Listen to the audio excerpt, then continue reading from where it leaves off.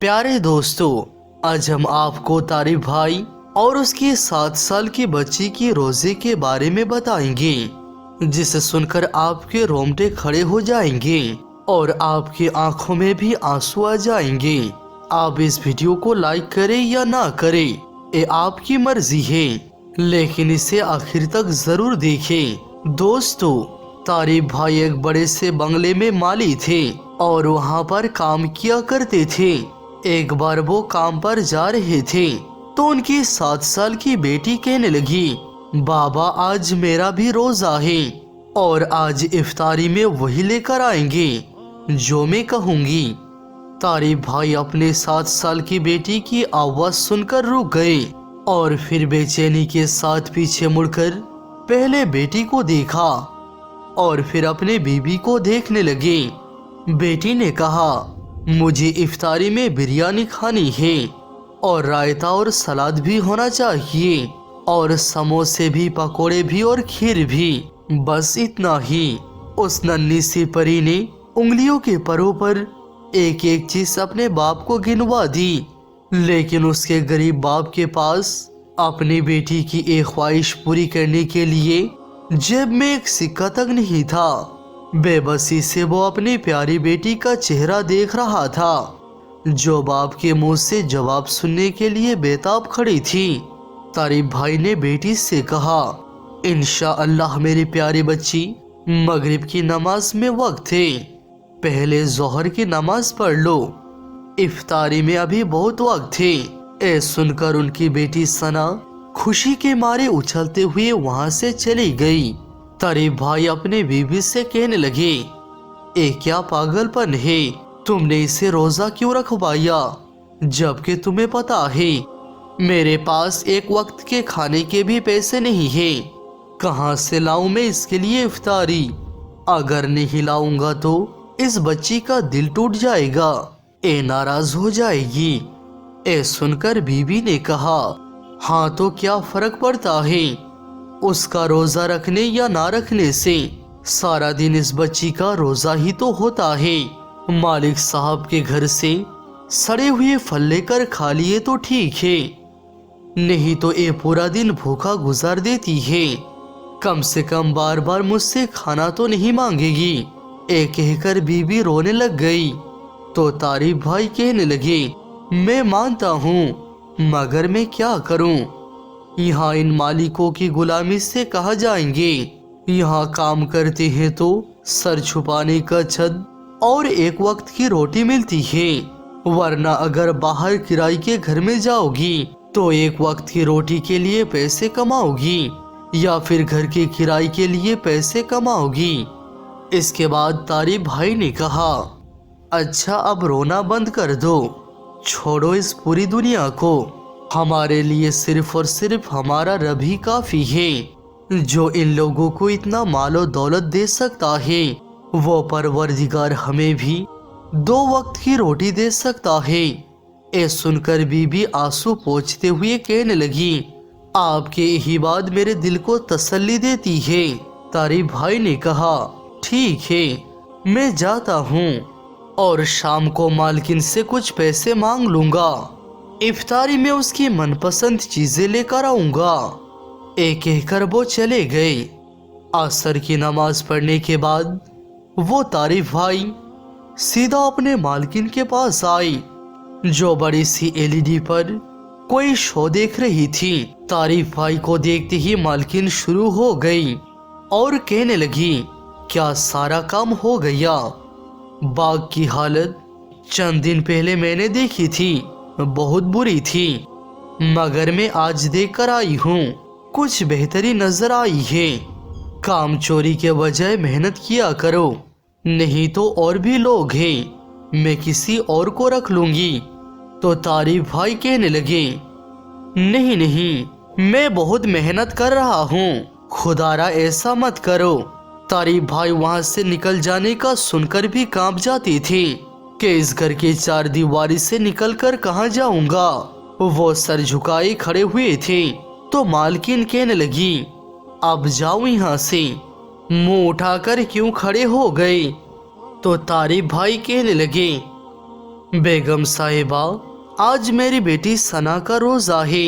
आपको तो पता है मैं और मेरी बीवी तो आपकी तरफ से मिलने वाली इफ्तार से रोजा खोल लेते हैं, मगर वो बच्ची है।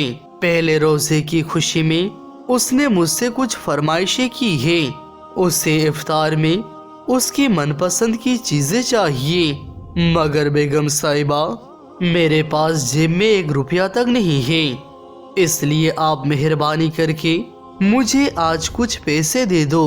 अभी उन्होंने इतना ही कहा था कि इतने में मालकिन उनके बात को बीच में काटते हुए कहने लगी, तुम एक काम क्यों नहीं करते कि तुम यहाँ आकर हमारे बंगले में रहने लगो और हम तुम्हारी जगह सारे काम भी कर दिया करेंगे, और जो एक कमरा तुम्हें रहने के लिए दिया है वहाँ पर हम रह लेंगे। आपकी बार मालकिन के लहजे में बदतमीजी का भी असर था। वो कहने लगी, जब देखो इस काम के लिए पैसे चाहिए, उस काम के लिए पैसे चाहिए। अगर बेटी की इफ्तारी के लिए तुम्हारे पास पैसे नहीं थे तो उसे रोजा क्यों रखवाया? अभी उसे पानी पिलाकर रोजा खुलवा दो, मगर बेटी को रोजा रखवा कर हम पर एहसान मत करो। उस दिन पैसे दिए थे तुम्हारे बेटी के इलाज के लिए, अब और उम्मीद मत रखो और जाओ यहाँ से। तारिब भाई आंखों में आंसू लिए बाहर आ गए, जबकि मालकिन गुस्से से सर झड़कती हुई वापस सोफे में जाकर बैठ गई और फिर से शो देखने लगी। तारिब भाई वहां से आने के बाद बेहद उदास थे, लेकिन उन्होंने अपने बेटी को प्यार से समझाने की कोशिश की।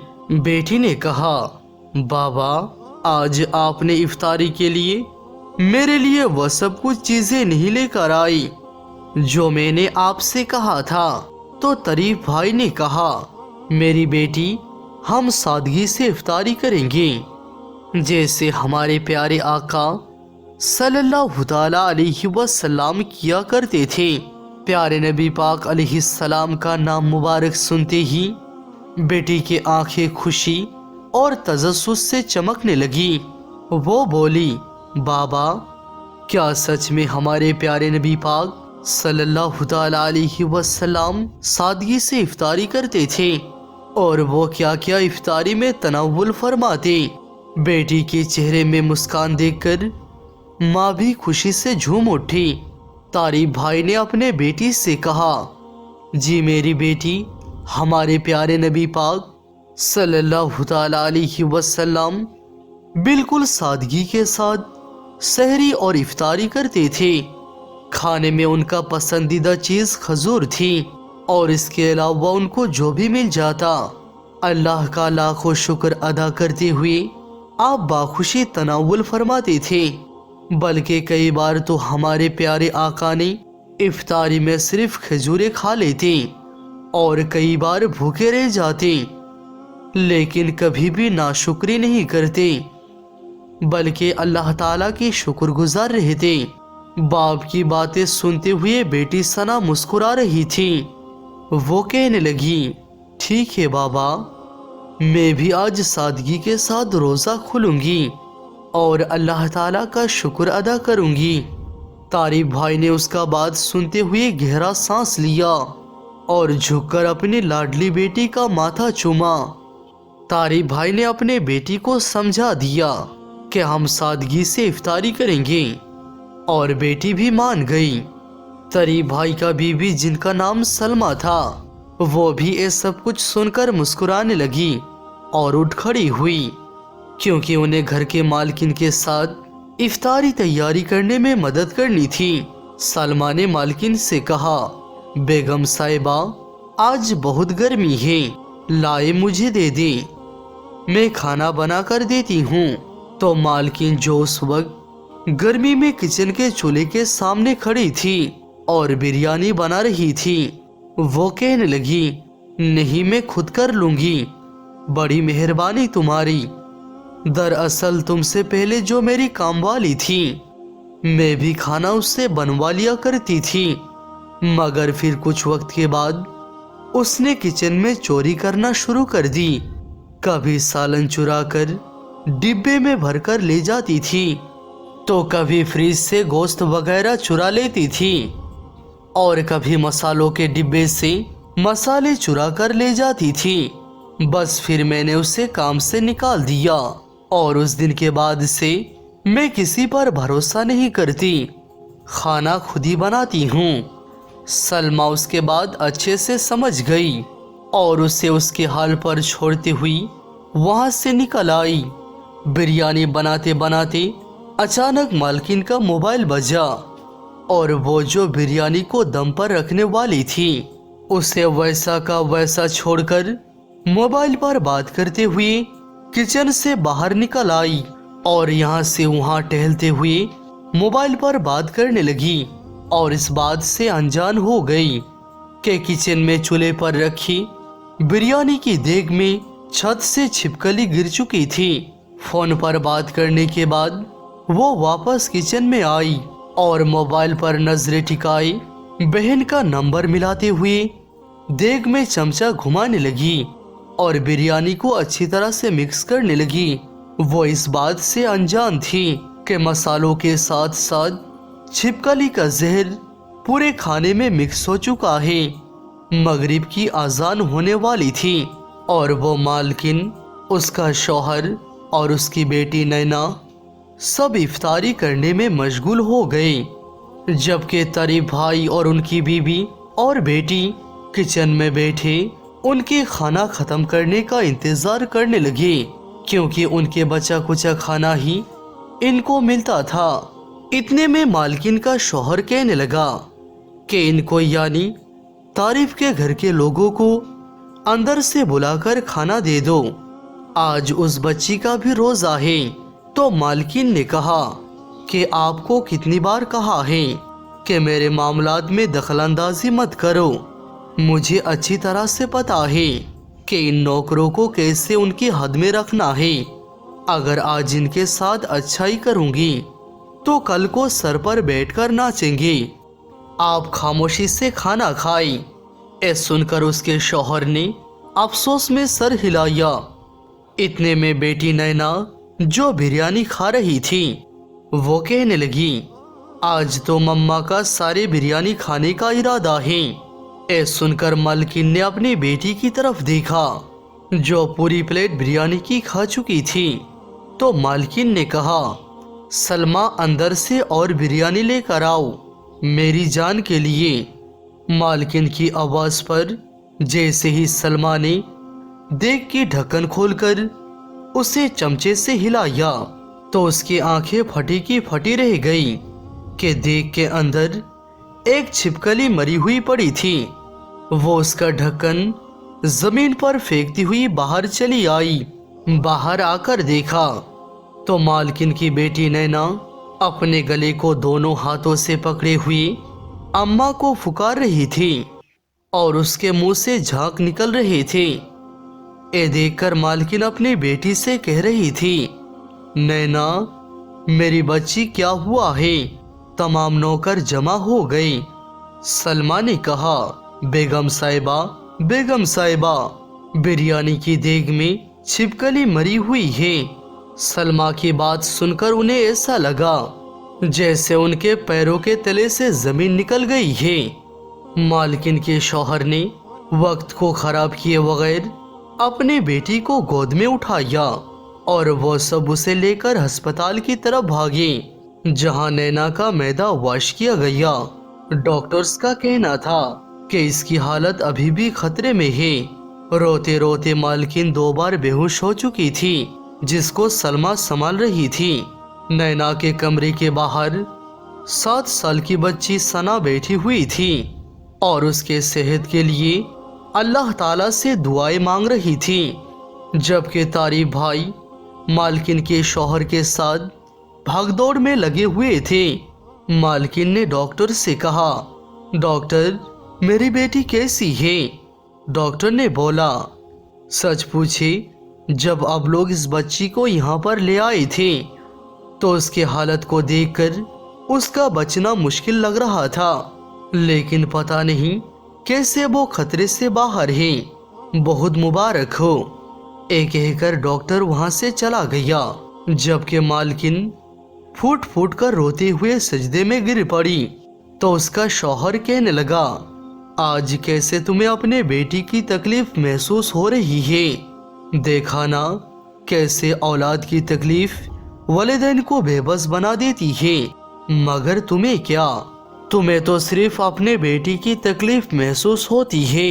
इस बच्ची को देखो जो कमरे के बाहर बैठी सूखे लबों के साथ बिना इफ्तारी किए तुम्हारी बेटी के लिए दुआएं मांग रही है। ये वही बच्ची है जिसके बाप ने आज इफ्तारी के लिए तुमसे पैसे मांगे थे। ये वही बच्ची है जो तुम्हारी इफ्तारी का इंतजार कर रही थी ताकि तुम्हारा पेट भरने के बाद वो अपने भूख को मिटा सके। लेकिन तुम्हें क्या, तुम्हें खुदा का खौफ बिल्कुल नहीं आता इन पर ऐसा जुल्म करते हुए।